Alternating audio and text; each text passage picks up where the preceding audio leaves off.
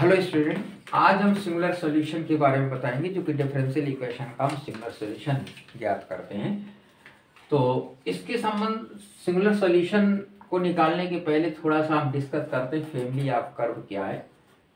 कि if for each value of c, fixed value of c, f equal to x Y C equal to 0, it's represent a equation of the curve in xy plane and C represent the many families.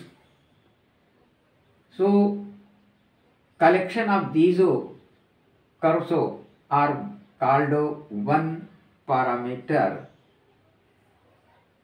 many curves, and f x y c is equal to 0. This is a family of curve. Family of curve illustration में कई type के हमारे family of curve हो सकते हैं, जैसे f of x Y C equal to x plus y plus z. It represent the family of straight line. It represent the family of straight line. Family of straight line. And f o x y c is equal to x square plus y square minus z square. It represent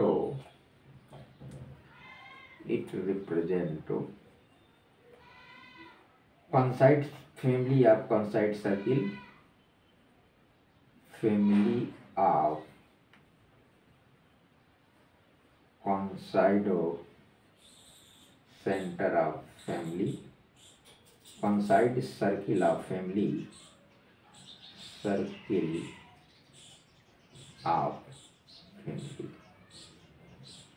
तो इस प्रकार से ये family of curve जो होता है, ये हमारे कई कलेक्शंस ऑफ कर्व हैं, जिसको हम फैमिली ऑफ कर्व कहते हैं. वो कलेक्शन हमारा स्ट्रेट लाइन का भी हो सकता है या सर्किल का भी हो सकता है. Where centre is a origin, where c is a parameter.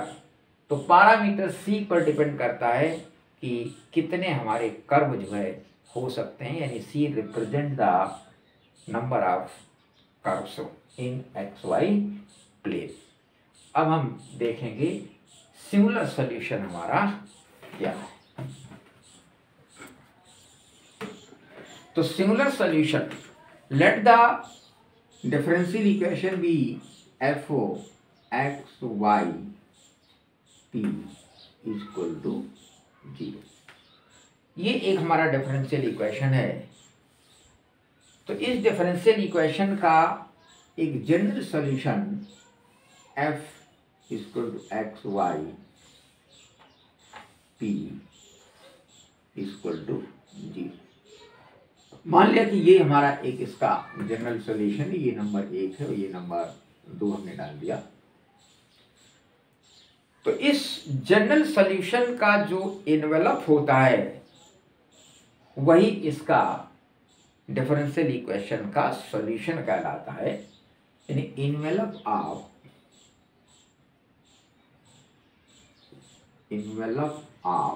General solution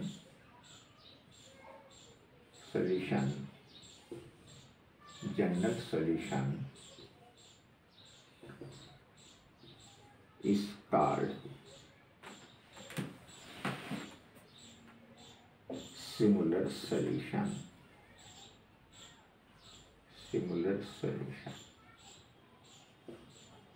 और ये मान लिया कि इसका जनरल सॉल्यूशन, ये हमारा जनरल सॉल्यूशन है और इसका इन्वेलप है एक्स वाई इक्वल टू 0.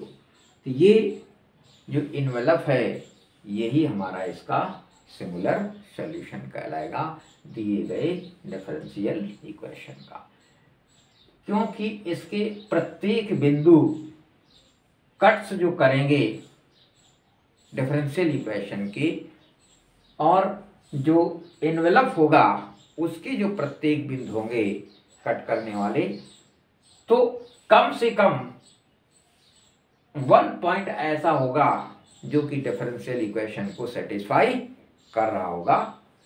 इसलिए ये एनवेलप ही इस डिफरेंशियल इक्वेशन का सॉल्यूशन कहलाता है। अब हम इस डिफरेंशियल इक्वेशन को ज्ञात कैसे करेंगे? इसके ज्ञात करने के दो मेथड हैं, फर्स्ट और सेकंड मेथड। तो फर्स्ट मेथड हम पहले बता रहे हैं, इसके बाद सेकंड मेथड बता रहे हैं। तो फर्स्ट मेथड और सेकंड मेथड में क्या डिफरेंस हमारा है? तो इस सिंगुलर सॉल्यूशन में जो वैल्यू ऑफ एक्स वाई हैं, value of x comma y और d y by D x की किसी भी point x not y not पर ये सेम वैल्यू हमें प्राप्त होती हैं। ये किसी भी फैमिली ऑफ कर्व पर, जो फैमिली ऑफ कर्व दी हुई है उस फैमिली ऑफ कर्व के किसी भी फैमिली ऑफ वन मेंबर भी फैमिली ऑफ कर्व के इस पॉइंट पर एक्स नॉट वाई नॉट के बिंदु पर ये वैल्यू जो होंगी x y d y by D x की हमें सेम वैल्यू जो है प्राप्त होती हैं या कॉन्सिडेंट हो जाती हैं।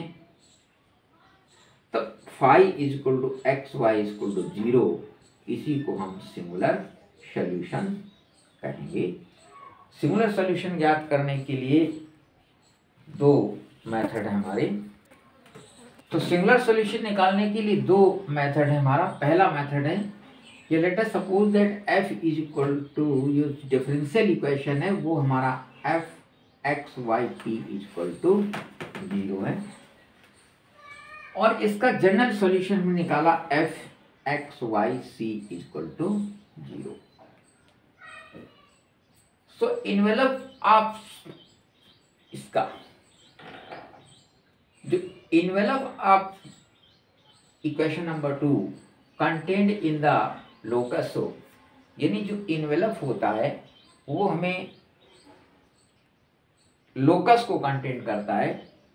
इसलिए एलिमिनेट ऑफ सी बिटवीन 2, सी को अगर हम एलिमिनेट कर दें इस इक्वेशन नंबर 2 से, यानी इसे हम डिफरेंशिएट कर दें with respect to C, then C eliminate हो, तो del upon del C F x Y C is equal to 0।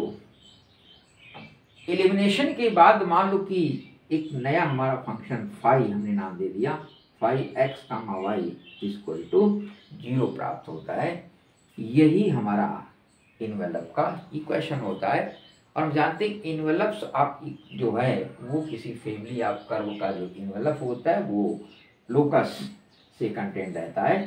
So phi is equal to x y is equal to 0, यही हमारा इसका सिंगुलर सॉल्यूशन कहलाता है। तो सिंगुलर सॉल्यूशन ज्ञात करने के लिए दिए गए इक्वेशन को हम मान लेते हैं कि f equal to x y equal to 0। इसका हम जनरल सॉल्यूशन ले लिया, मान लिया कि इसका general solution f x Y C equal to 0।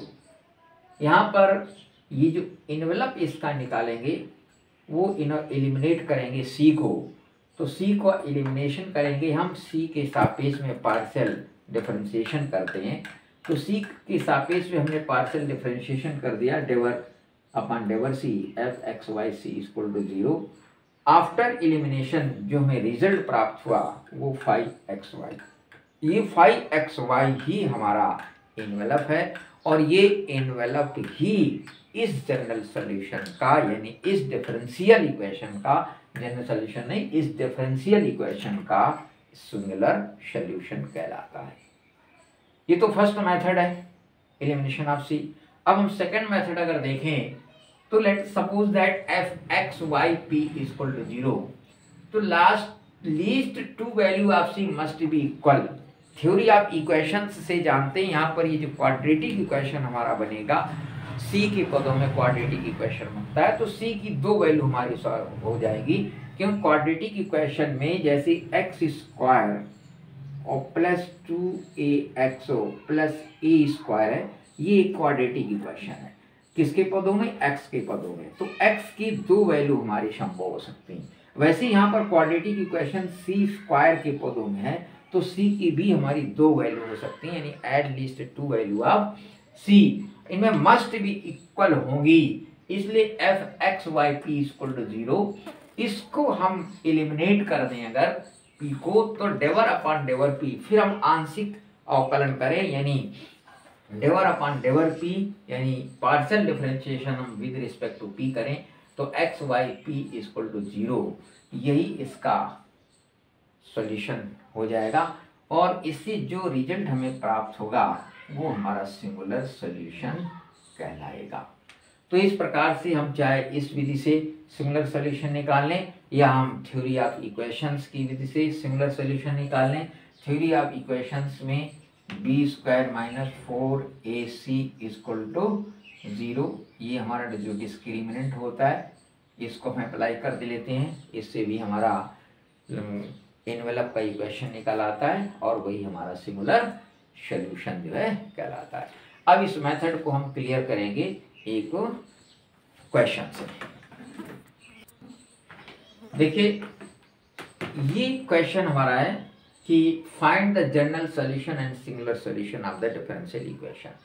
Differential equation हमारा दिया हुआ 9p स्क्वायर ब्रैकेट में 2 माइनस वाई का स्क्वायर इज इक्वल टू 4, फिर ब्रैकेट 3 माइनस वाई, ये हमारा एक डिफरेंशियल इक्वेशन है। इसका हमें जनरल सॉल्यूशन और सिंगुलर सॉल्यूशन ज्ञात करना है। तो इसका जनरल सॉल्यूशन निकालने के लिए देखिए यहाँ पर पी स्क्वायर है, ये भी स्क्वायर, इधर स्क्वायर नहीं, तो हम दोनों तरफ का स्क्वायर रूट ले लेते, तो taking square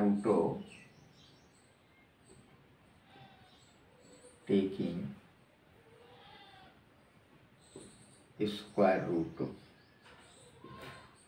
of both side, तो दोनों साइड का हमने स्क्वायर रूट लिया, तो ये हो जाएगा 3p और 2 minus Y equal to 2 under root 3 minus y. Now we know that p is equal to dy by dx. Since so p is equal to dy by dx, तो p की ये value यहाँ पर put up कर देंगे, तो 3 dy by dx और 2 minus Y equal to 2 under root 3 minus Y. dx इसको उधर ले जाएंगे हम, तो dy by dx equal to ये हो जाएगा 2/3 और under root 3 minus Y square upon 3 minus Y upon 2 minus Y. इसको हम चूंकि dx के सापेक्ष में निकालेंगे x, तो dx इक्वल टू ये हो जाएगा 3/2 पलट जाएगा 2 minus Y upon root 3 minus Y और dy, ये चीज हमारी जो है। अब इसका अगर हम इंटीग्रेट कर दें, इधर इंटीग्रेट कर दें, तो ये इंटीग्रेशन तो x प्लस सी हो जाएगा हमारा, सी एक कांस्टेंट है, integration constant, 3/2 integrate 2 minus Y upon root 3 minus Y और dy। इसका इंटीग्रल करने के लिए 3/2 ये मान लेंगे let under root 3 minus Y is equal to T square, 3 minus Y तो 3 minus Y equal to T square, इसलिए minus D Y is equal to 2t dt, इसलिए dy equal to -2t dt। ये value हम यहाँ पर अगर put up कर दें, तो इंटीग्रल 2 माइनस वाई और y से यहाँ पर अगर वैल्यू हम निकाल लें y की, तो y इज इक्वल टू हो जाएगा हमारा, ये उधर जाएगा माइनस, तो टी स्क्वायर माइनस 3 हो जाएगा, ये माइनस हटाएंगे तो ये आ जाएगा 3 प्लस का हो जाएगा, टी हो जाएगा माइनस का, 3 माइनस टी स्क्वायर, ये y की वैल्यू हो जाएगी। ये वैल्यू यहाँ पर 2 माइनस ये वैल्यू लगा देंगे 3 और फिर प्लस हो जाएगा टी स्क्वायर अपान, ये जगह अंडर रूट लेंगे इसका तो टी आ जाएगा, और dy के स्थान पर -2 dt -2 dt, ये चीज़ हमारी वैल्यू जो है हो जाएगी।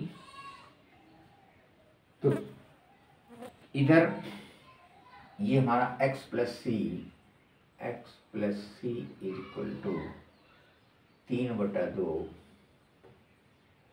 और इंटीग्रल 3 में से 2 निकल जाएगा तो ये रहेगा टी स्क्वायर माइनस 1, और इस 2 को इस 2 से हम कैंसिल कर सकते हैं, तो ये 2 हमारा कैंसिल हो जाएगा, ये बचेगा, और t को t से हम कैंसिल कर देंगे, ये भी t कैंसिल हो जाएगा, तो सिर्फ बचेगा हमारा इतना dt, और ये काय का बचेगा माइनस का, तो ये माइनस हम पहले लगा देते हैं।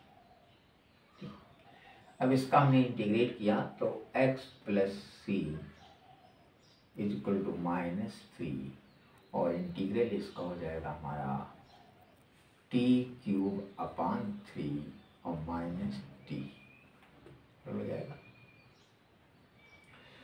तो x plus c is equal to, अंदर इसको अगर डाल दें तो -t³ हो जाएगा, और ये जगह -3t, ये वैल्यू हमारी आ जाएगी। अब t की वैल्यू अगर हम पुटअप कर दें, t बराबर हमने माना था, टी स्क्वायर बराबर माना था 3 माइनस वाई, तो t की वैल्यू हम 3 माइनस वाई अगर इस पर पुटअप कर देंगे, और t की वैल्यू हो जाएगी हमारी, ये निकाली थी हमने t की वैल्यू, t इससे t हो जाएगी √3y, √3y वैल्यू है। तो देखो ये इंटीग्रेशन हमने जो किया था, चेंजमेंट किया था, ये इंटीग्रल हो करके x plus C minus 3 T square minus 1 dt आ जाएगा। इसका हम इंटीग्रल जब करेंगे तो ये चीज़ आ जाएगी x plus c t minus 3, ये टी कॉमन ले लेंगे तो टी स्क्वायर माइनस 3। अब हम दोनों पक्षों का स्क्वायर कर देंगे तो x प्लस सी का होल स्क्वायर, इसका स्क्वायर हो जाएगा तो टी स्क्वायर माइनस 3। अब हम t की वैल्यू पुटअप कर देंगे, टी स्क्वायर की वैल्यू है 3 माइनस वाई, तो टी स्क्वायर 3 माइनस वाई, इसके स्थान लगा देंगे तो 3 कैंसिल हो जाएगा, वाई स्क्वायर हो जाएगा, यानी वाई स्क्वायर 3 माइनस वाई। इधर आ गया x प्लस सी का होल स्क्वायर, इधर हो जाएगा वाई स्क्वायर 3 माइनस वाई। तो ये जो सोल्यूशन हमें प्राप्त हुआ है, इस सोल्यूशन को हम जनरल सोल्यूशन कहेंगे। ठीक, समझ में आ गया कैसे किया गया? पहले हमने टेकिंग स्क्वायर रूट ले लिया, स्क्वायर रूट को divide by D X, P की value divide by D X put up कर दी, फिर dx के सापेक्ष में हम dy को उधर ले गए, और फिर इसका हमने इंटीग्रेशन किया। इंटीग्रेशन करना ये अच्छी तरीके से आना चाहिए, तो मैं इंटरमीडिएट का इंटीग्रेशन करना, और फिर इसको हमने थोड़ा सा सिंप्लीफिकेशन किया। सिंप्लीफिकेशन करने पर होल स्क्वायर दोनों का कर दिया, तो ये जो सोल्यूशन मिला, ये सोल्यूशन हमारा एक क्वाड्रेटिक इक्वेशन है, और ये यही इसका जनरल सोल्यूशन है।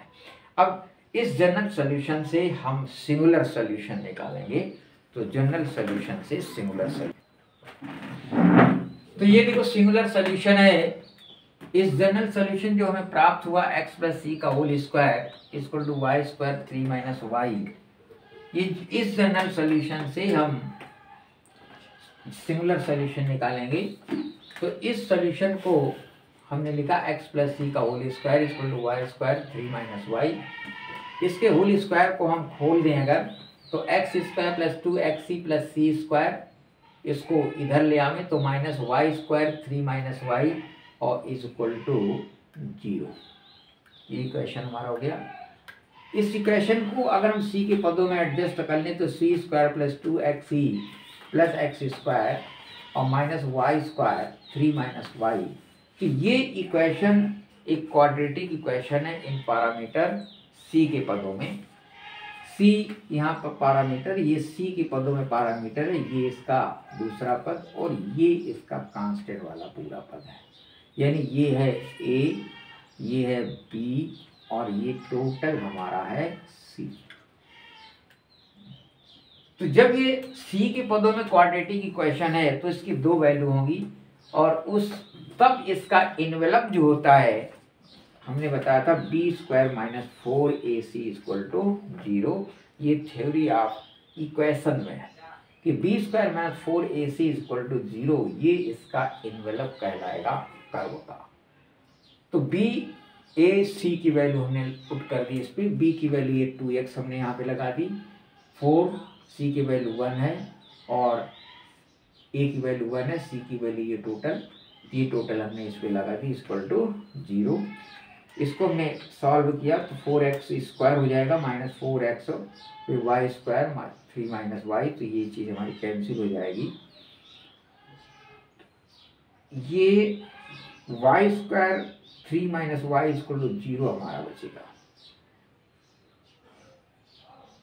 अब इसके दो फैक्टर हमारे हो सकते हैं। दो फैक्टर हमारे क्या होंगे, दो फैक्टर इसके होंगे, एक y इक्वल टू 0। तो y इक्वल टू 0 जब हम लेंगे तो p की वैल्यू यानी dy बाई dx भी 0 होगी। ये दोनों वैल्यू हमारी y और dy बाई dx की वैल्यू ये दिए गए डिफरेंशियल इक्वेशन को डज नॉट सेटिस्फाई, यानी ये इसे सेटिस्फाई नहीं करती हैं, इसलिए ये इसका सॉल्यूशन नहीं होगा। यानी y इक्वल टू 0 इस डिफरेंशियल इक्वेशन का सॉल्यूशन नहीं हो सकता। अब तीसरा फैक्टर जो है लेंगे 3 माइनस वाई, दूसरा factor 3 minus Y equal to 0, इसे y equal to 3, y equal to 3 से dy बाई dx की इक्वल टू 0, यानी यहाँ पर y इक्वल टू 3 और dy बाई dx 0 और 3, ये वैल्यू अगर हम डिफरेंशियल इक्वेशन को सेटिस्फाई करते हैं रखते हैं तो ये डिफरेंशियल इक्वेशन को सेटिस्फाई कर रहे हैं, अतः y इक्वल टू 3 ही इसका एक सिंगुलर सॉल्यूशन होगा। तो यहाँ पर सिंगुलर सॉल्यूशन हमारे एक निकला, एक y इक्वल टू 0 जो दो फैक्टर निकले थे, तो y इक्वल टू 0 हमारा सिंगुलर सॉल्यूशन नहीं बनता है क्योंकि वो डिफरेंशियल इक्वेशन को सेटिस्फाई नहीं कर रहा है। और दूसरा जो factor 3 minus Y equal to 0, y equal to 3, इससे जो dy बाई dx निकला 0, ये दोनों ही वैल्यू हमारे डिफरेंशियल इक्वेशन को संतुष्ट कर रही हैं, इसलिए यही इसका सिंगुलर सॉल्यूशन होगा।